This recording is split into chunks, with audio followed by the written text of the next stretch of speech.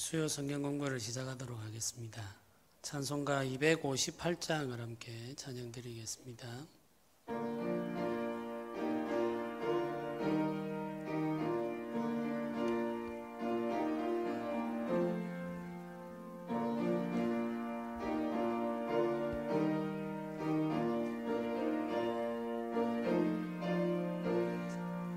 샘물과 같은 보혈은 주님의 피로다.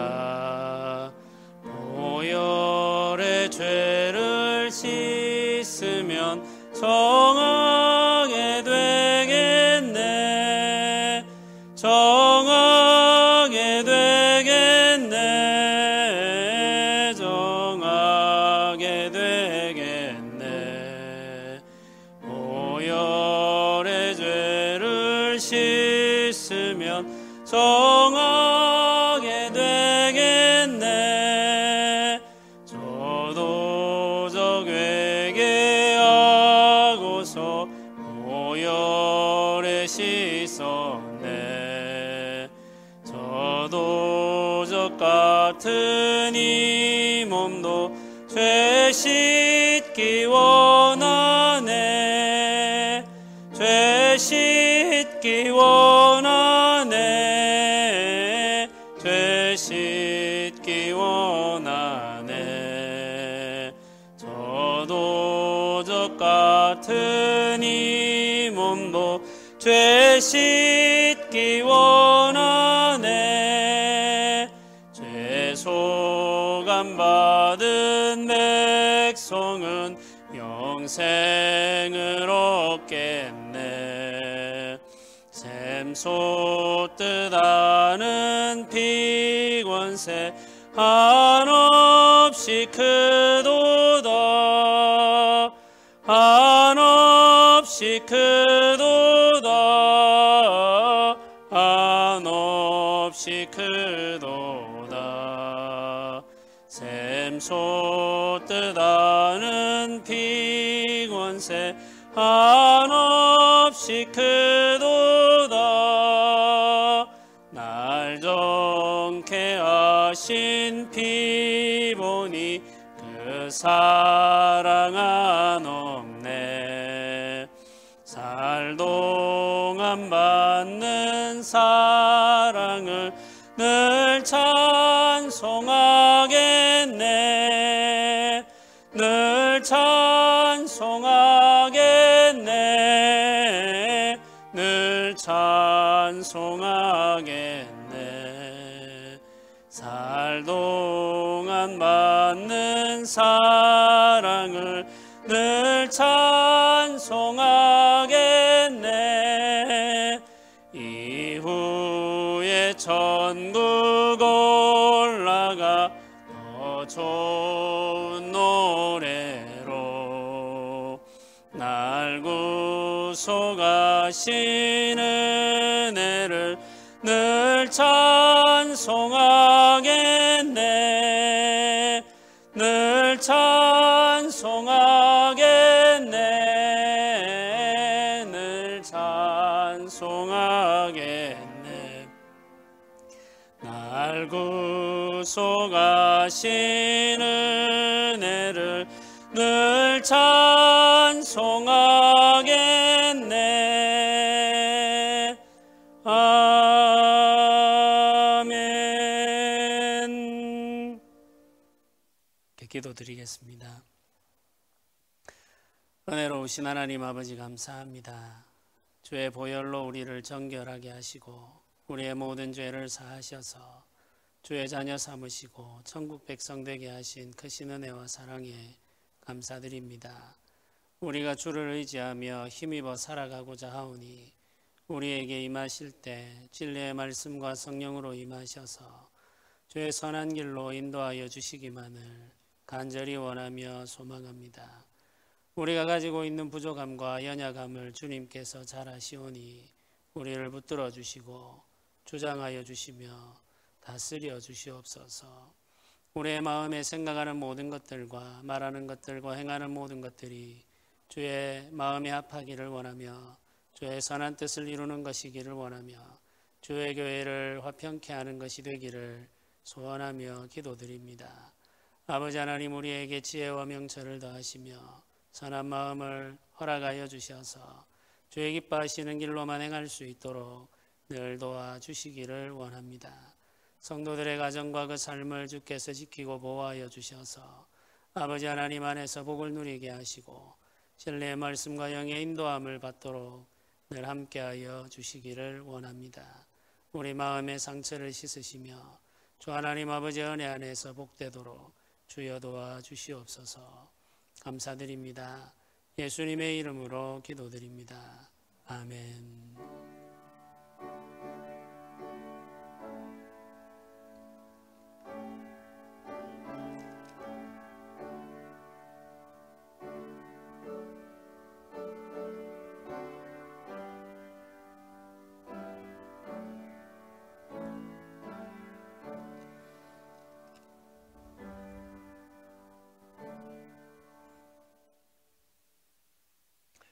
오늘 말씀은 레위기 16장 말씀입니다. 레위기 16장을 오늘 함께 살펴볼 텐데 우리가 같이 읽을 부분은 1절부터 22절까지를 우리 한 절씩 교독하도록 하겠습니다. 1절부터 22절까지입니다.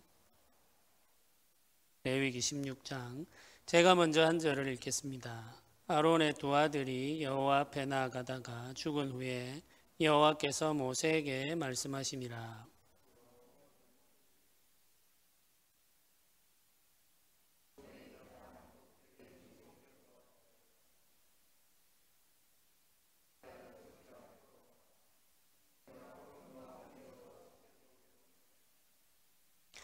아론이 성소에 들어오려면 수송아지를 속죄 제물로 삼고 순양을 번제물로 삼고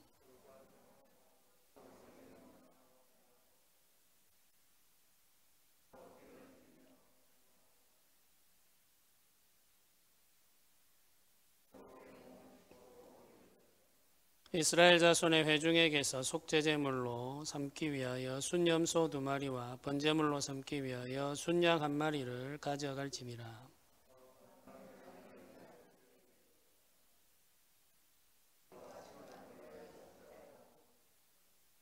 또 그 두 염소를 가지고 회막문 여호와 앞에 두고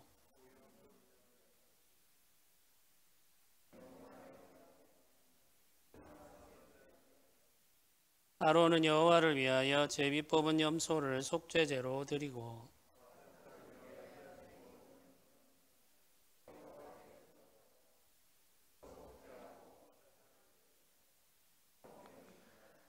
아론은 자기를 위한 속죄제의 수송아지를 드리되 자기와 집안을 위하여 속죄하고 자기를 위한 그 속죄제 수송아지를 잡고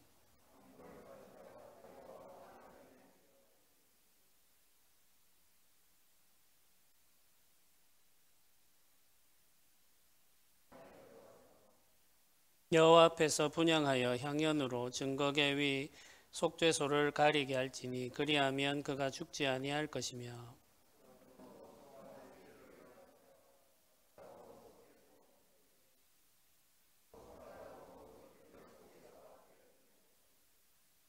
또 백성을 위한 속죄제 염소를 잡아 그 피를 가지고 휘장 안에 들어가서 그 수송아지 피로 행함같이 그 피로 행하여 속죄소 위와 속죄소 앞에 뿌릴지니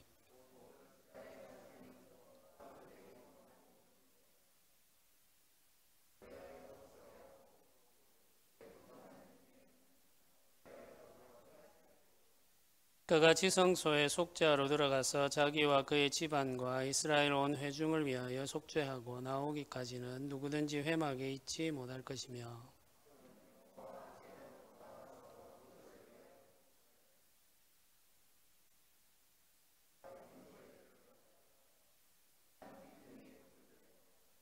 또 손가락으로 그 피를 그 위에 7번 뿌려 이스라엘 자손의 부정에서 제단을 성결하게 할 것이요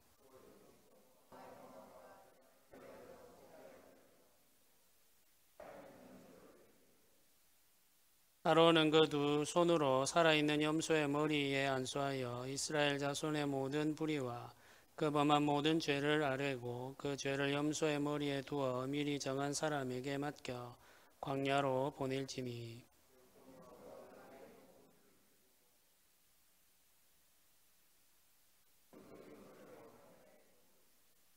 아멘.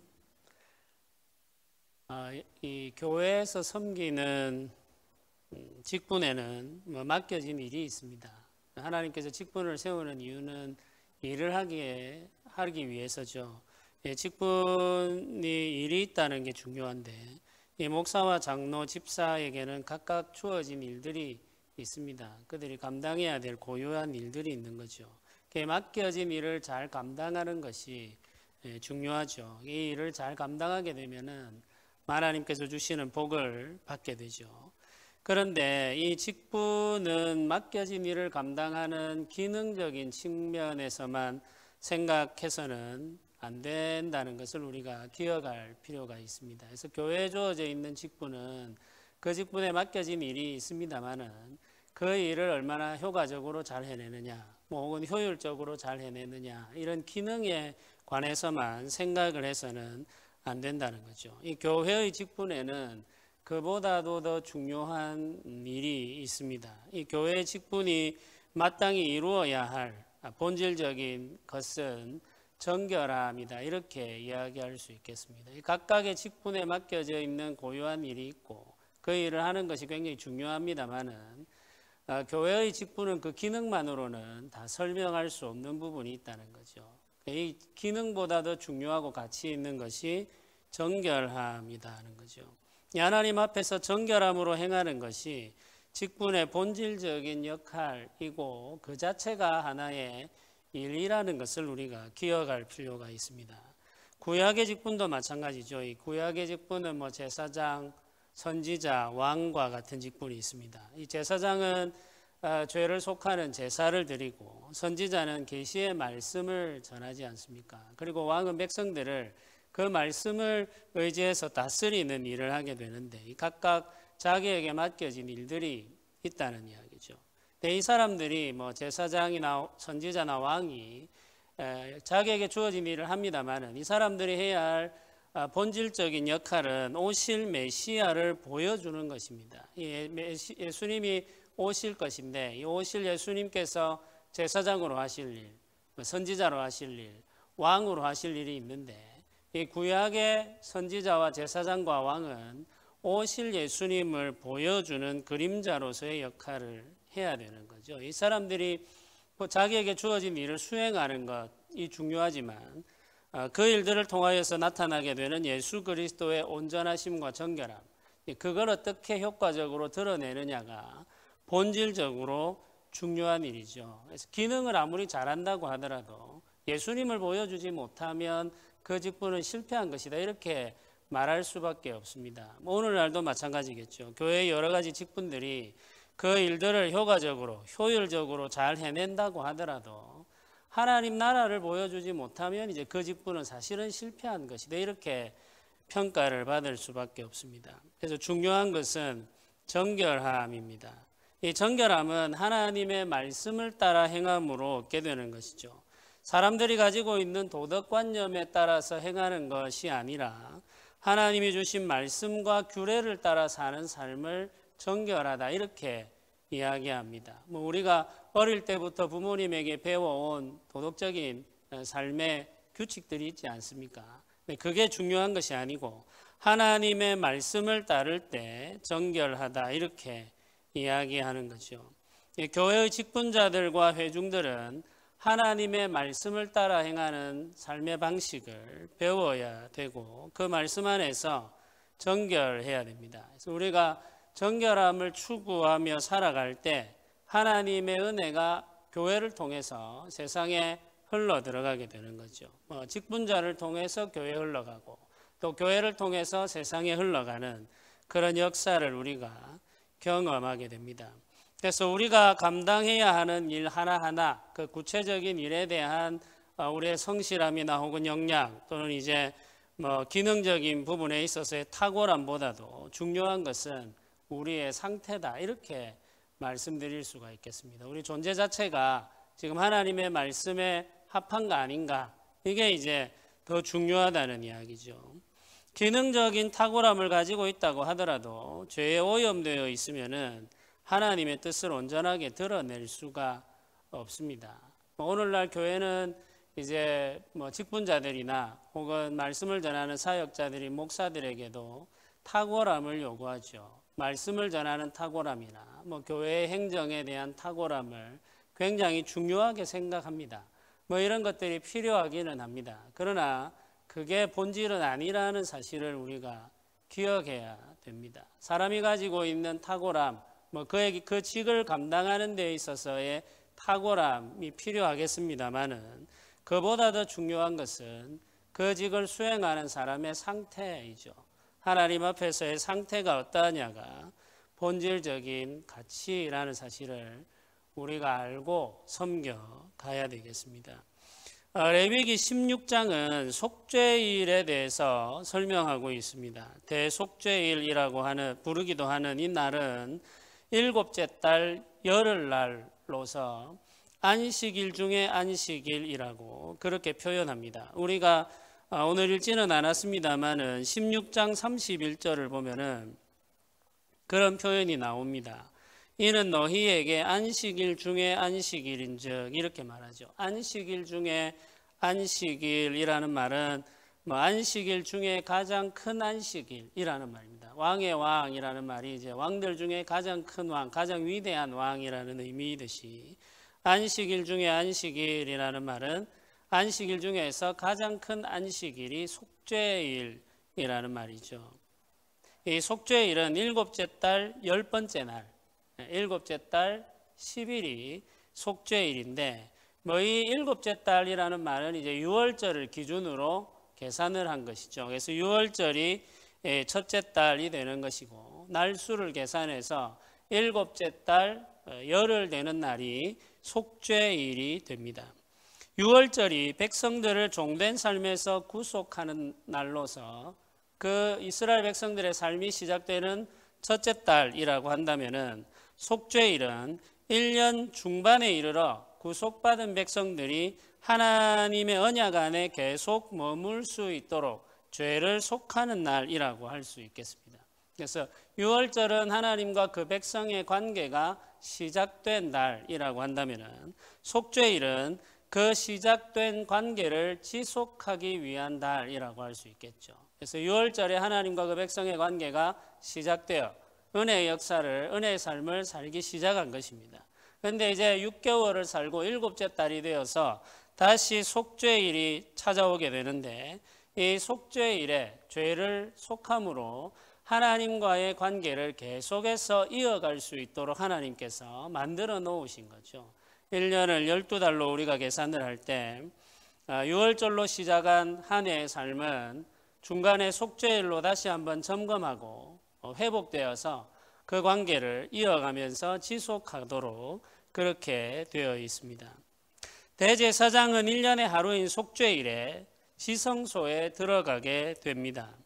다른 날에는 지성소에 들어갈 수가 없습니다. 함부로 이 지성소에 들어가게 되면은 하나님의 징계와 진노를 받게 되는 거죠.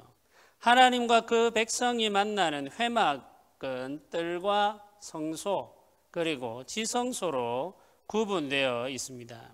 이 성소의 그림을 한번 보시면은 이 회막이죠. 회막, 성막이라고도 하는데 이 회막의 구조를 보시면은 이 휘장으로 쭉 이 막으로 둘러쳐져 휘장으로 둘러쳐져 있는 겉으로 둘러쳐져 있는 그 전체가 지금 회막인데 그 회막으로 둘러쳐져 있는 곳을 뜰이라고 합니다. 뜰.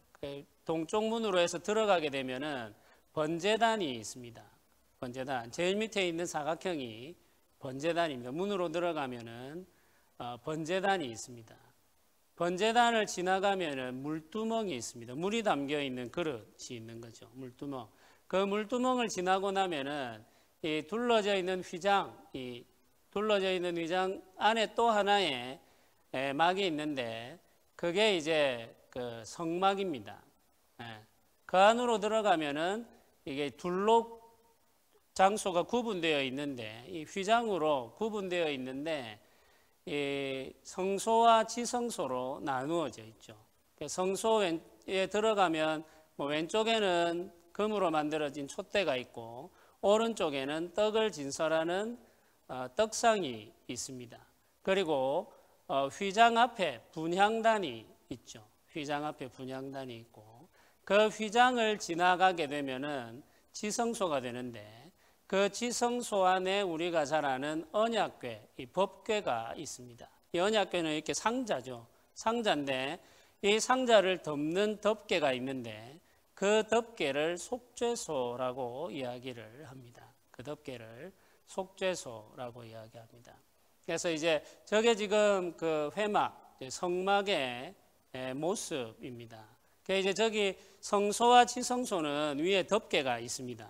근데 이제 그 회막 전체를 둘러치고 있는 이 막은 덮개가 없습니다. 그냥 주변을 이렇게 둘러쳐 놓은 것입니다. 그러니까 하나의 뜰을 만들어 놓은 거죠.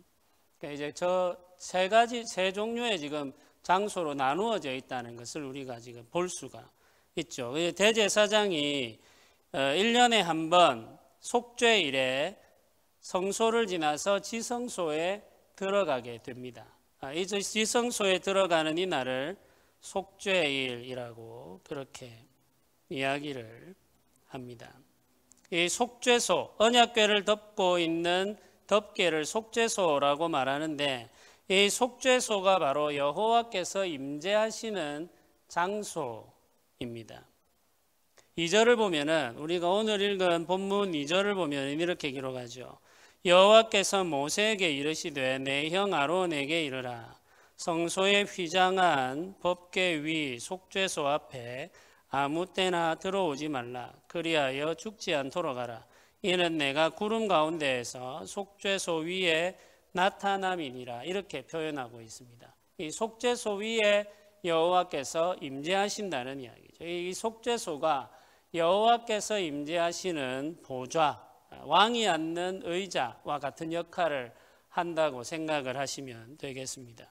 그래서 이 속죄소는 지상에 있는 하나님의 보좌라고 하겠습니다. 그래서 이 회막 자체가 하나님이 임하시는 이 지상에 있는 하나님의 집인데 다스리는 하나님의 궁궐이라고 할 수 있겠죠.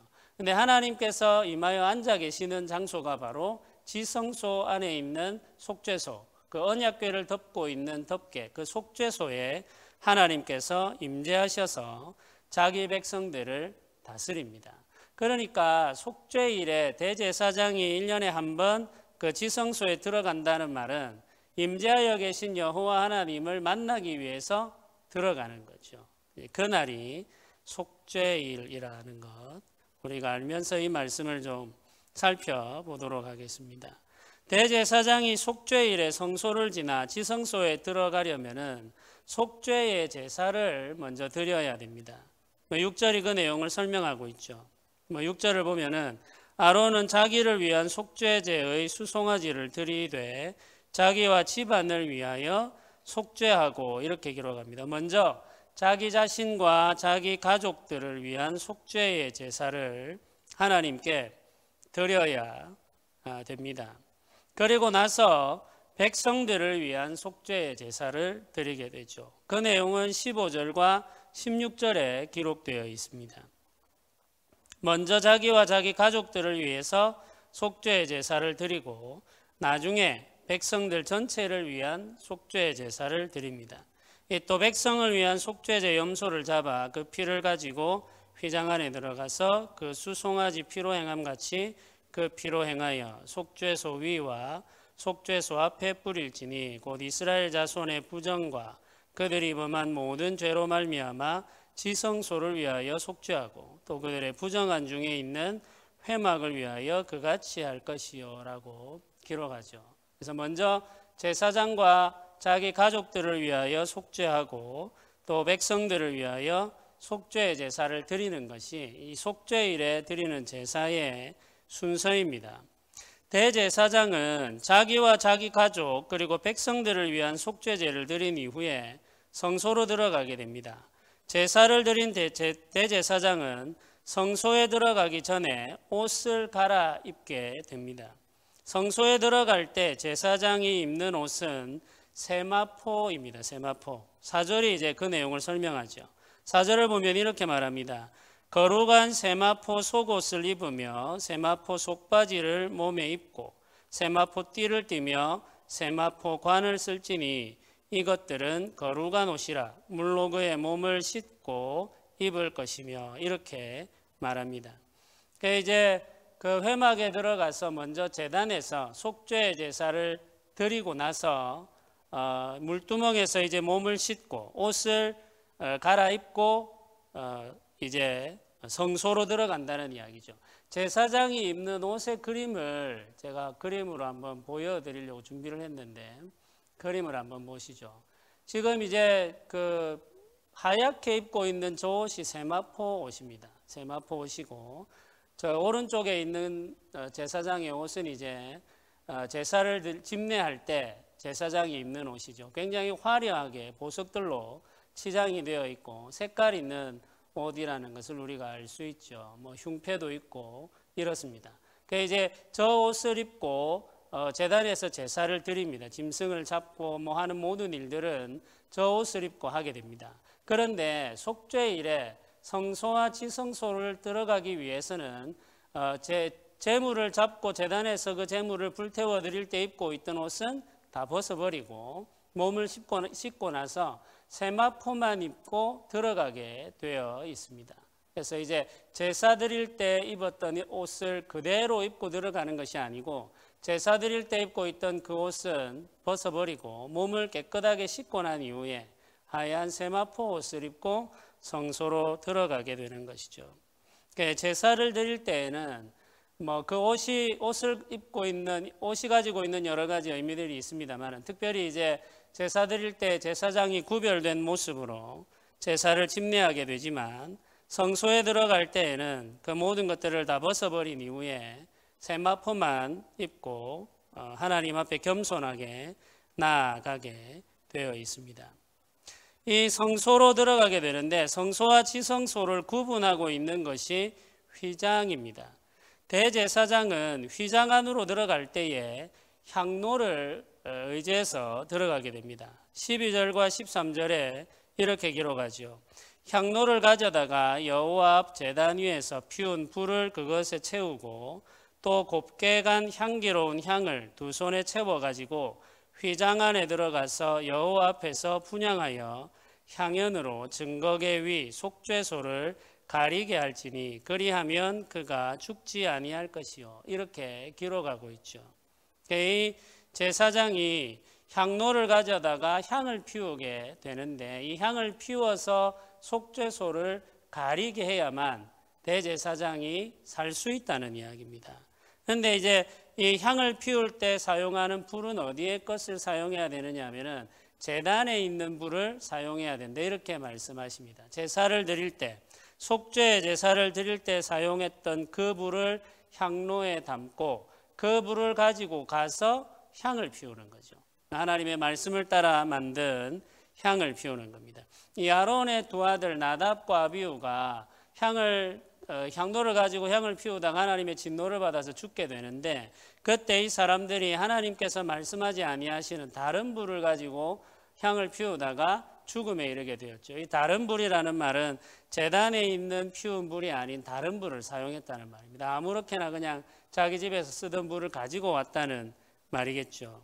근데 이제 이 대제사장이 성소로 들어갈 때 향로를 가지고 들어가야 되는데 제단에 있는 피운 불을 담아서 향을 피워서 가지고 들어가면 하나님께서 대제사장을 거룩한 곳까지 들어올 수 있도록 받아 주시는 거죠. 지성소에 들어가게 되면 대제사장이 해야 될 일이 있습니다. 그게 14절에서 16절에 기록되어 있습니다. 성경을 읽어보면 이렇죠. 그는 또 수송아지의 피를 가져다가 손가락으로 속죄소 동쪽에 뿌리고 또 손가락으로 그 피를 속죄소 앞에 7번 뿌릴 것이며 또 백성을 위한 속죄제 염소를 잡아 그 피를 가지고 휘장 안에 들어가서 그 수송아지 피로 행함같이 그 피로 행하여 속죄소 위와 속죄소 앞에 뿌릴지니 곧 이스라엘 자손의 부정과 그들이 범한 모든 죄로 말미암아 지성소를 위하여 속죄하고 또 그들의 부정한 중에 있는 회막을 위하여 그같이 할 것이요. 이렇게 기록합니다. 그러니까 자기 자신과 가족들을 위하여 속죄의 제사를 드리고 그 짐승의 피를 가지고 지성소에 들어가서 속죄소 앞에서 그 피를 뿌립니다. 동쪽에도 뿌리고 앞에도 뿌리죠. 백성들을 위하여서도 속죄의 제사를 드리고 그 짐승의 피를 가지고 가서 똑같이 이 속죄소 앞에 나아가서 앞에도 뿌리고 동쪽에도 뿌리고 이렇게 함으로써 정결하게 하는 의식을 행하게 되는 것입니다. 지성소에서 해야 될 이 의식을 마치고 나면은 다시 회막들로 나와서 몸을 씻고 제사장의 의복을 갖추어 입습니다. 그리고 자기 자신과 백성들을 위한 번제를 하나님 앞에 드리게 되죠. 23절과 24절에 그 내용이 이렇게 기록되어 있습니다. 아론은 회막에 들어가서 지성소에 들어갈 때에 입었던 세마포 옷을 벗어 거기 두고 거룩한 곳에서 물로 그의 몸을 씻고 자기 옷을 입고 나와서 자기의 번제와 백성의 번제를 드려 자기와 백성을 위하여 속죄하고 이렇게 기록합니다.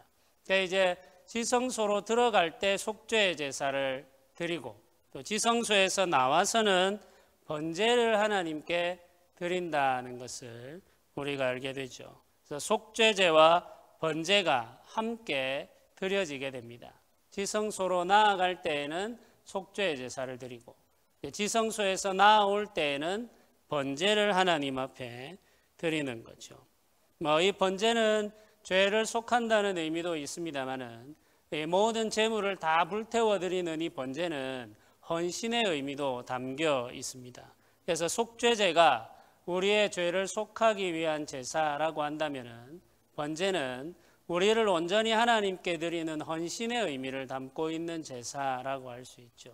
그래서 우리가 지성소로 나아갈 때에는 속죄의 제사를 드림으로 나아가고 지성소에서 나와서는 하나님 앞에 번제를 드림으로 우리의 삶을 모두 다 온전히 하나님께 드리는 헌신의 제사를 드린다고 생각을 하시면 되겠습니다. 이렇게 함으로써 이제 속죄일에 드리게 되는 제사가 마무리가 되는 거죠. 그런데 이 속죄일에 드리는 제사의 독특한 점이 한 가지가 있습니다. 그것은 아사셀 염소라고 하는 건데 이게 이제 성경에도 여기에만 기록되어 있는 것이고 아사셀 염소에 대해서는 이런저런 많은 말들이 있습니다. 이 속죄일에 염소 2마리를 회막에 가지고 오게 되는데 이 회막에 가지고 온 이 염소 2마리를 두고 제비를 뽑습니다. 한 마리는 여호와를 위하여 드리고 하나는 아사셀을 위하여 광야로 보내게 됩니다. 그 내용이 7절에서 10절에 기록되어 있습니다. 그 내용을 읽어보면 이렇습니다. 그 2 염소를 가지고 회막문 여호와 앞에 두고 2 염소를 위하여 제비 뽑되 한 제비는 여호와를 위하고 한 제비는 아사셀을 위하여 할지며 아론은 여호와를 위하여 제비 뽑은 염소를 속죄제로 드리고 아사셀을 위하여 제비 뽑은 염소는 산채로 여호와 앞에 두었다가 그것으로 속죄하고 아사셀을 위하여 광야로 보낼지니라 이렇게 말합니다. 아사셀 염소 혹은 아사셀을 위한 염소라고도 이야기하는데 이 2마리의 염소를 가지고 와서 하나는 속죄를 위한 제물로 제사를 드리고 나머지 하나는 산채로 광야로 보내게 되어 있습니다. 이 광야로 보내는 염소를 아사셀 염소라고 이야기합니다. 이 염소는 광야로 멀리 사라져 버리게 되는 거죠. 이제 누군가가 이 염소를 끌고 진영 밖으로 나가서 광야로 내어 보내면 이 염소가 사람들이 보지 못하는 곳까지 그냥 자유롭게 이제 가버리는 거죠. 멀리 떠나가 버리게 됩니다. 이 염소가 의미하는 것이 뭐냐? 이 염소에게 이제 결국에는 제사장이 안수하고 한 마리는 제물로 드리고 한 마리는 광야로 보내게 되는데 둘 다 사실은 같은 의미를 가지고 있습니다. 한 마리는 제물로 드려짐으로 죄를 속한다는 의미를 설명해 주는 것이고, 광야로 멀리 떠나보낸 것은 죄가 이제 이스라엘 백성들로부터 멀리 떠나갔다는 것을 보여주기 위한 것입니다. 그래서 하나님께서 이 두 마리의 염소를 가지고 이스라엘 백성들을 교훈하시는 건데, 특별히 아사셀 염소는 이제 더 이상 이 백성들 가운데 죄가 없고 모든 죄가 이 백성들의 진영, 이 백성들의 삶으로부터 떠나서 멀리 사라져 버렸다는 것을 그림으로 보여주는 것이 아사셀 염소라고 하는 사실을 기억하시면 되겠습니다. 그래서 이 염소를 통해서 하나님께서 백성들에게 교훈하시는 거죠. 이 속죄일에 특별히 이 진영으로부터 죄가 완전히 사라져 버린 것을 하나님께서 보여주시고, 이 날로부터 다시 속죄하고 죄가 떠난 상태의 정결한 모습으로 하나님의 백성들이 하나님의 은혜 안에서 지속적으로 하나님의 복을 누리며 살아가게 되는 그 새로운 삶, 은혜가 계속해서 이어지는 삶을 그렇게 보여주고 있습니다. 이 속죄일은 1년 중에 하루, 특별히 하반기가 시작되는 7째 달에 있다는 것이 중요하겠죠. 이 6월절 구속의 은혜를 의지해 살아가는 언약 백성들이 1년이라는 시간이 흘러가는 중간에 다시 한번 속죄의 은혜를 의지하도록 하기 위해서 이 날을 주신 것입니다. 속죄일에는 특별히 대제사장이 지성소에 들어가서 자기와 자기 가족을 위해서, 그리고 모든 백성을 위해서 속죄의 제사를 하나님 앞에 드리게 됩니다.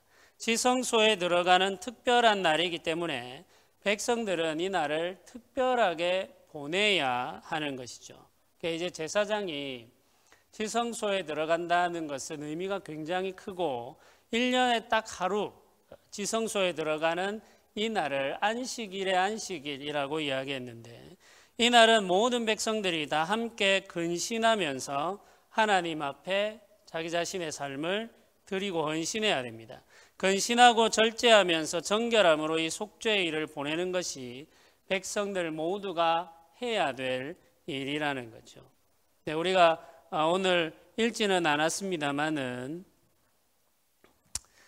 성경 말씀을 보면은 우리 31절 안식일 중에 안식일이다 이렇게 표현했던 그 말씀, 그 30절부터 읽어보면은 이렇게 기록합니다. 이 날에 너희를 위하여 속죄하여 너희를 정결하게 하리니 너희의 모든 죄에서 너희가 여호와 앞에 정결하리라. 이는 너희에게 안식일 중에 안식일이니 너희는 스스로 괴롭게 할지니 영원히 지킬 규례라. 이렇게 말하고 있습니다. 스스로 괴롭게 할지니 이렇게 표현하죠. 이 날에 이 백성들이 함께 여호와 앞에 자기 자신의 삶을 정결하게 해야 되는데, 이 날을 특별하게 보내는 방법은 스스로를 괴롭게 하는 것이다 이렇게 표현하고 있습니다. 이 스스로를 괴롭게 한다는 말이 무슨 말이냐면은 우리가 마땅히 즐길 수 있는 것 혹은 누릴 수 있는 것, 하나님께서 우리에게 허락해 주신 기쁨과 즐거움들까지도 이 날은 멈춘 채 하나님 앞에 근신하고 절제하면서 보낸다는 이야기죠. 그래서 우리가 마땅히 먹을 수 있는 맛있는 음식도 잠시 멈추고, 또 우리가 마땅히 즐길 수 있는 이런저런 즐거운 일들도 미루어 둔 채 이 날 하루는 우리의 죄를 속하는 거룩한 날로 우리의 죄를 생각하고 우리의 죄를 대신 지신 예수 그리스도의 은혜를 기억하고 의지하면서 특별히 근신하고 삼가하며 하나님 앞에 보내야 된다는 것입니다. 이렇게 보냄으로 주의 은혜를 힘입게 되는 것이죠. 그래서 우리가 살아가는 삶의 모든 상황들이 다 중요하고 모든 날들이 다 중요합니다만은 1년 중에 하루를 이런 날로 정하여 지키는 데에는 특별한 이유가 있습니다. 우리가 일주일을 주기로 하나님 앞에 나와서 특별하게 보내지 않습니까? 일주일을 주기로 주일을 지키고 그날을 특별하게 보내는데, 이렇게 하는 데에도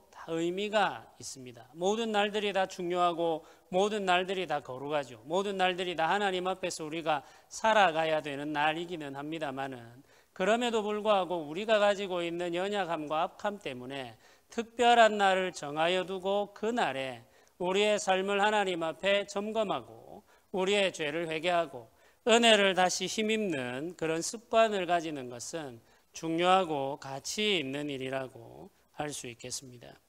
신약의 성도들이 누리는 유월절이나 속죄일을 지키지는 않습니다. 우리는 휘장을 지나 속죄소에 나아간 예수님이 계시기 때문이죠. 이미 우리에게는 더 이상 휘장이 없죠. 하나님과 우리 사이를 가로막고 있는 것은 아무것도 없습니다. 언제든지 우리는 휘장을 지나 하나님의 보좌 앞에 나아갈 수 있습니다. 그 길을 예수님께서 열어놓으셨기 때문입니다. 그래서 1년에 하루뿐만 아니라 언제나 항상 우리는 하나님의 보좌 앞에 나아갈 수 있는 은혜를 누리며 사는 사람들이죠.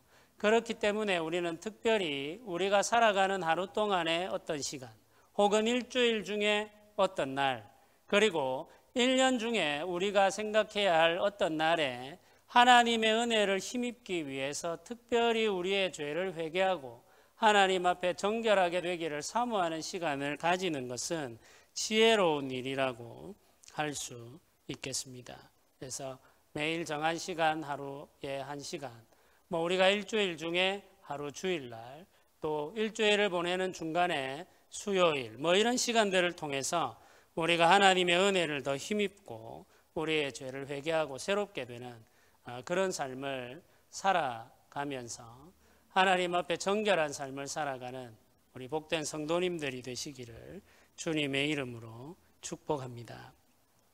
우리 한번 말씀을 생각하면서 기도 드리면 좋겠습니다. 속죄일에 1년에 하루 특별한 의미를 가지는 이날, 온 백성들이 다 함께 죄를 속하기 위해서 대제사장을 앞세워 지성소로 나아가게 되는데, 우리는 예수 그리스도를 의지해서 매일마다 혹은 매주마다 우리가 정한 시간에 언제든지 하나님의 거룩한 보좌 앞에 나아가서 기도할 수가 있습니다. 우리 이 시간에 기도 드릴 때 우리가 날마다, 또 우리가 매주일마다, 우리가 마음에 정한 시간들마다 우리의 죄를 회개하고 주의 은혜 안에서 새롭게 되는 그런 은혜의 역사, 또 은혜의 시간들 가질 수 있도록, 또 그런 시간을 통해서 우리가 회복되고 새롭게 될 수 있도록 사모하는 마음을 가지고 은혜를 구하며 함께 한번 기도 드리도록 하겠습니다. 같이 기도하겠습니다.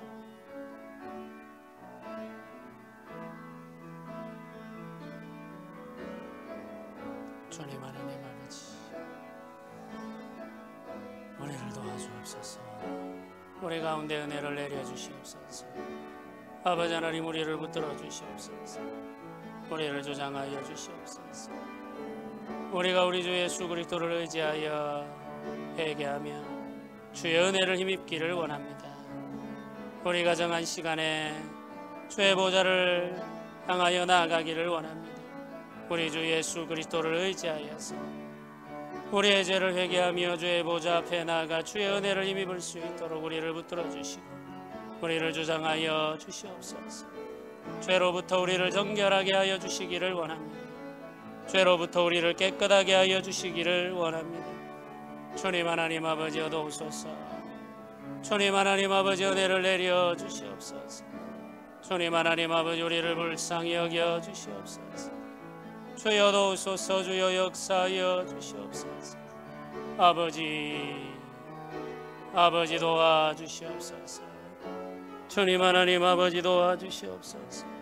아버지 은혜를 내려주시옵소서. 아버지, 우리 이 시간에 한 번 더 기도 드립시다.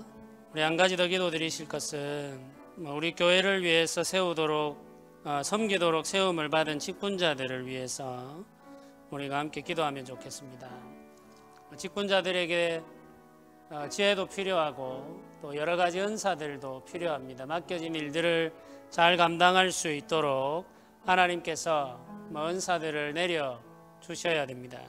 그리고 또 이들이 하나님이 맡겨주신 뜻들을 온전히 드러내고 증거하기 위해서 항상 하나님의 말씀과 은혜 안에서 정결해야 된다는 것도 우리가 기억해야 되겠습니다. 그래서 우리의 마음과 우리의 생각과 우리의 삶이 온전하고 정결하도록 주께서 진리의 말씀과 영으로 지키고 보호하여 주시기를 함께 기도해야 되겠습니다. 우리 교회가 거룩함의 능력을 의지하여서 살아가고 또 이 거룩함의 능력을 통하여 섬기며 일하는 교회가 되게 해달라고 우리 함께 소원하면서 특별히 우리 세움을 받은 직분자들을 위해서 우리 함께 간절하게 기도하며 나아가도록 하겠습니다. 기도드리겠습니다. 주님 하나님 아버지 도와주옵소서. 주님 하나님 아버지 은혜를 내려주옵소서. 아버지 하나님 붙들어 주옵소서. 아버지 하나님 주장하여 주시옵소서. 아버지 하나님 역사하여 주시옵소서. 아버지 하나님 도와주옵소서. 주여 하나님 아버지 은혜를 베풀어 주시옵소서. 주여 하나님 아버지 은혜를 베풀어 주시옵소서. 아버지 주님 하나님 아버지 불쌍히 여겨 주시옵소서. 아버지 주님 하나님 아버지 불쌍히 여겨 주시옵소서. 우리에게 은혜를 내려 주옵소서. 우리를 붙들어 주옵소서. 주여 일꾼들에게 은혜를 베풀어 주옵소서. 온전하게 하여 주옵소서. 정결하게 하여 주시옵소서. 진리의 말씀과 진리의 영으로 지키시며 주장하여 주시기를 원합니다. 아버지 하나님께서 붙들어 주시기를 원합니다. 아버지 하나님께서 보호하여 주시기를 원합니다. 주여 도우소서. 주여 하나님 아버지 은혜를 내려 주옵소서. 아버지여 역사하여 주시옵소서. 하나님 아버지 그 신 은혜를 날아가여 주시옵소서. 주여 아버지 돌보아 주옵소서. 주여 아버지여 도와주시옵소서. 아버지 은혜를 내려 주시기를 원합니다. 아버지 은혜를 내려 주옵소서. 주여 하나님 아버지 우리를 붙들어 주시옵소서. 주님 하나님 아버지 주장하여 주시옵소서. 아버지 도와주시옵소서. 아버지 역사하여 주시옵소서. 아버지 주님 하나님 아버지 은혜를 베풀어 주시기를 원합니다. 아버지 은혜를 내려 주시기를 원합니다. 아버지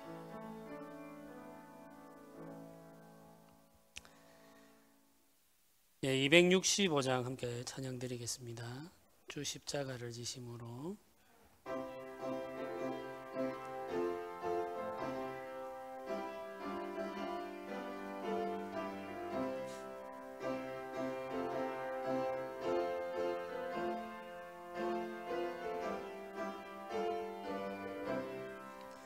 주 십자가를 지심으로 죄인을 구속하셨으니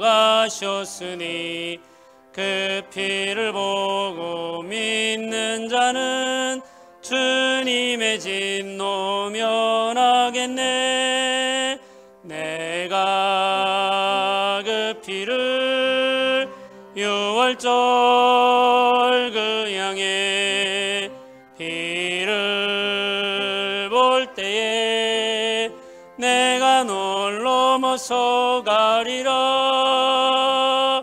흉악한 죄인 괴수라도 예수는 능히 구원하네.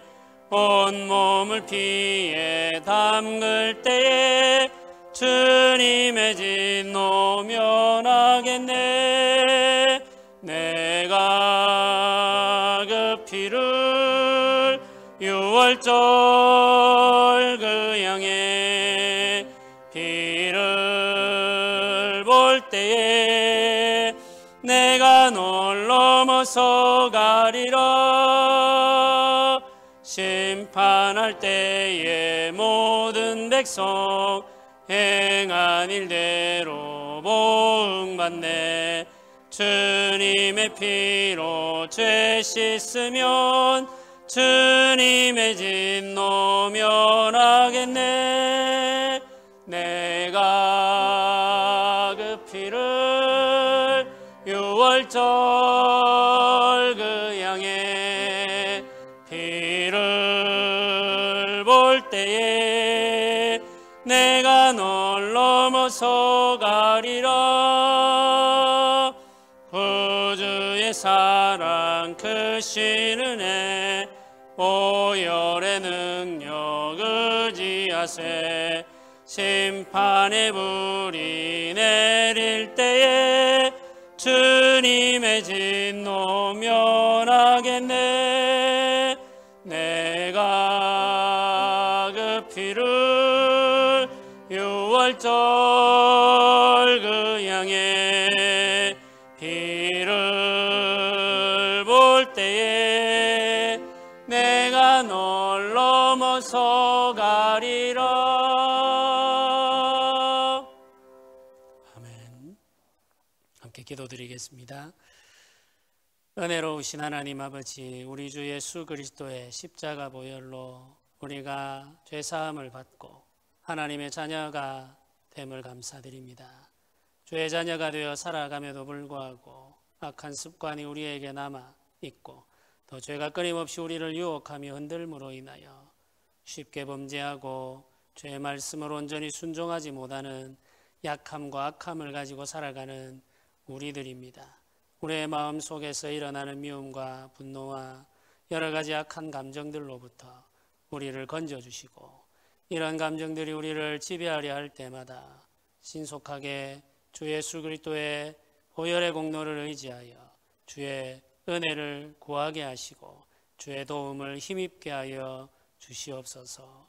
진리의 말씀과 진리의 성령을 우리에게 충만하게 허락하여 주시기를 원합니다. 그 말씀과 그 영으로 우리를 붙드셔서 우리가 온전하게 하시며 정결하게 하셔서 죄사함을 받은 주의 백성으로서 이 땅에서 정결하고 복된 삶을 살아가게 하여 주시기만을 간절히 소원합니다. 주여, 우리의 악함을 아시는 주님, 우리를 홀로 버려두지 마시고 늘 우리와 함께 하시고 우리를 지키시고 우리와 동행하여 주셔서 죄로부터 악으로부터 우리를 지켜 주시옵소서. 예수님의 이름으로 기도드립니다. 아멘. 지금은 우리 주 예수 그리스도의 은혜와 하나님의 크신 사랑과 성령의 교통하심이 주 십자가 보혈과 말씀과 성령의 은혜를 사모하며 기다리는 주의 백성들의 머리 위에 지금부터 영원토록 함께 있을지어다. 아멘.